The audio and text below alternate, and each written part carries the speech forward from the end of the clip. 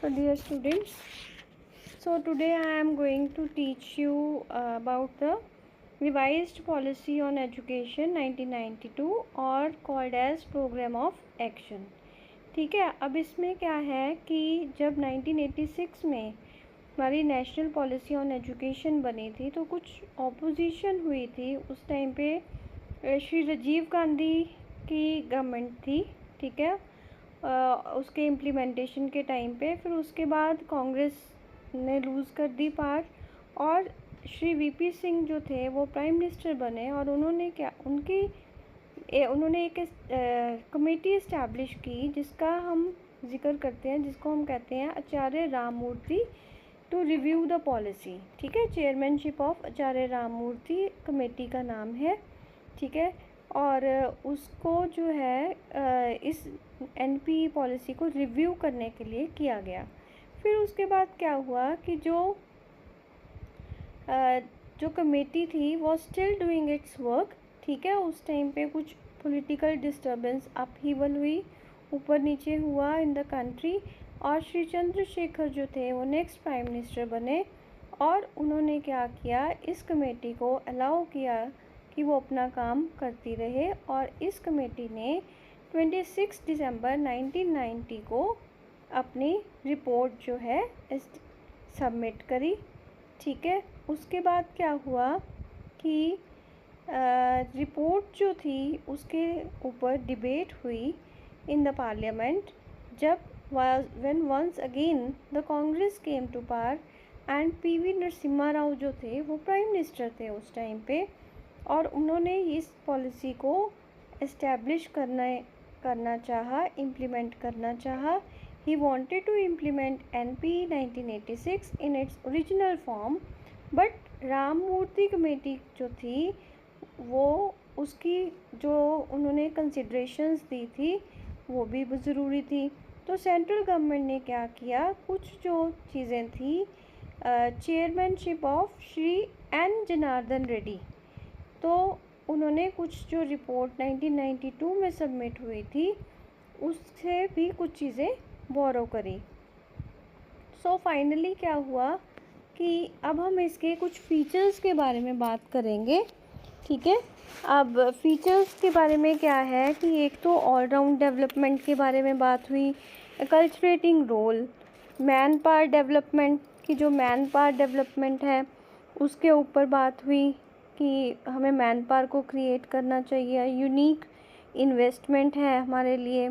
So national system of education जो पहले हमारा चलता रहा वो था 10+2+3, जो कि अब हमारा जो NP 2020 के अकॉर्डिंग है 5+3+3+4। ठीक है, तो इसमें क्या था, वही कि पहले जो बच्चा है 10 इयर्स तक एजुकेशन अचीव करेगा, will be 5 years of primary education, 5 साल प्राइमरी एजुकेशन के, 3 अपर प्राइमरी के, 2 हाई स्कूल के।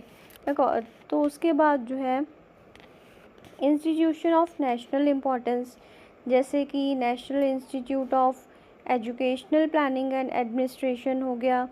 फिर उसके बाद national council of teacher education जो टीचर एजुकेशन के लिए इंस्टीट्यूट्स हैं, and the national institute of adult education will be involve in implementing the education policy.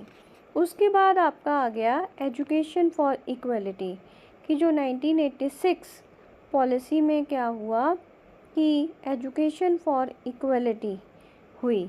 ठीक है, उसमें क्या है कि विमेन को इक्वलिटी देनी, एजुकेशन में इक्वलिटी देनी चाहिए। जो शेड्यूल्ड कास्ट के लोग हैं उनको एजुकेशन प्रोवाइड की गई। एजुकेशन जो है ST शेड्यूल्ड ट्राइब्स जो हैं उनको दी गई। अदर एजुकेशनल बैकवर्ड सेक्शन जो हैं, माइनॉरिटीज़, हैंडीकैप जो हुए, एडल्ट एंड कंटिन्यूइंग एजुकेशन जो एडल्ट लोग हैं वो भी जो कंटिन्यू करना चाहते हैं उनको भी एजुकेशन दी गई। और एजुकेशन ऑफ शेड्यूल्ड ट्राइब्स, अब क्या है कि जो एजुकेशन है शेड्यूल्ड ट्राइब्स में कि जो ये पॉलिसी है उसमें क्या है कि प्रायोरिटी दी गई कि हमें प्राइमरी स्कूल्स जो हैं ट्राइबल एरियाज़ में बनाने चाहिए, एस्टैब्लिश करने चाहिए, कंस्ट्रक्शन करनी चाहिए स्कूल बिल्डिंग्स की, जो कि इन एरियाज़ को एक मेन प्रायोरिटी बेसिस माने। ठीक है, फिर मास लिटरेसी प्रोग्राम कि जो सारा नेशन जो है एक national literacy mission in the eradication of illiteracy, कि जो इलिटरेसी है, हमें जो अनपढ़ता है उसको रिमूव करने के लिए जो स्पेशली जो है 15 to 35 एज ग्रुप के जो हैं with emphasis on total literacy campaigns. ठीक है, उसके बाद आ गया आपका अडल्ट एंड कंटिन्यूइंग एजुकेशन कि जो एडल्ट है, ठीक है, और उनमें क्या है कि comprehensive programmes of post literacy and continuing education कि जो एडल्ट लोग हैं उनको एजुकेशन प्रोवाइड करनी। ठीक है, और उनको जो है बेसिक जो चीज़ें हैं रीडिंग, राइटिंग, अरिथमेटिक, वो स्किल्स प्रोवाइड करनी।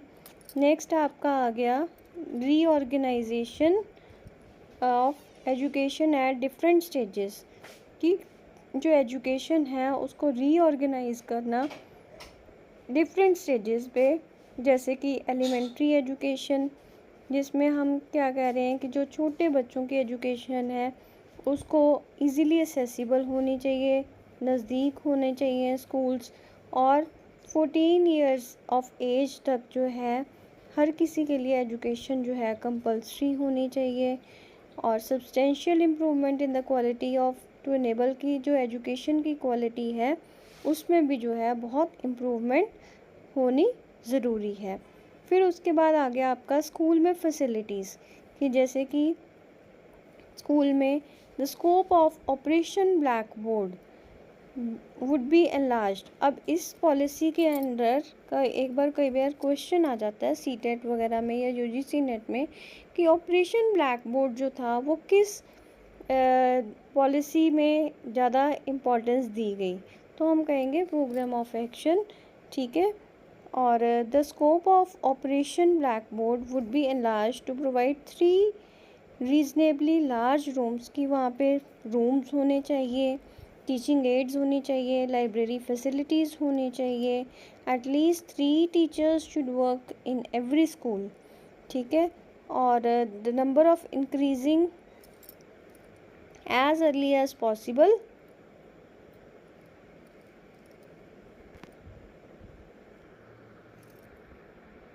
सो नेक्स्ट आ गया कि नॉन फॉर्मल एजुकेशन होनी चाहिए। ठीक है, इसमें क्या है कि जो बच्चे हैं अकेला ज़रूरी नहीं है कि स्कूल्स में ही उनको एजुकेशन प्रोवाइड की जाए। ठीक है, नेक्स्ट आपका है इधर पॉइंट की मास लिटरेसी हो गया ये, तो कि जो बच्चों को ज़्यादा से ज़्यादा एजुकेशन प्रोवाइड करनी चाहिए। नॉन फॉर्मल में जो है कि इसमें हम ड्रॉप आउट्स को रिटेन कर सकते हैं और बच्चों को ज़्यादा से ज़्यादा फैसिलिटीज़ देनी चाहिए ताकि ज़्यादा से ज़्यादा जो है बच्चे एजुकेशन रिसीव करने के लिए हम उन्हें ज़्यादा से ज़्यादा इनकरेज कर सकें। और steps would be taken to facilitate lateral entry कि जो बच्चे कई बार स्टार्टिंग में नहीं एंटर कर पाते तो formal system of children passing out of the non formal system कि पंचायती राज इंस्टीट्यूशंस में कुछ नेशनल जो है प्रोग्राम्स हमें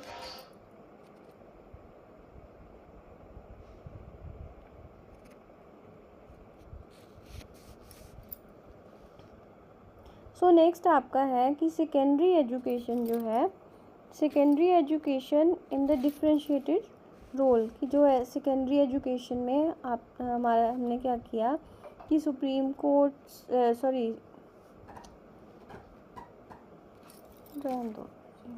एजुकेशन में क्या है कि जैसे शेड्यूल्ड ट्राइब्स गर्ल्स के लिए एजुकेशन, SC/STs वगैरह के लिए हमें स्पेशल प्रोविजंस बताए गए इसमें, और पेस सेटिंग स्कूल्स जैसे कि नवोदय विद्यालय, रेजिडेंशियल स्कूल्स जहाँ पे बच्चों को हॉस्टल फैसिलिटी भी प्रोवाइड की जाती है, फ्री ऑफ कॉस्ट। और नेक्स्ट आपका आ गया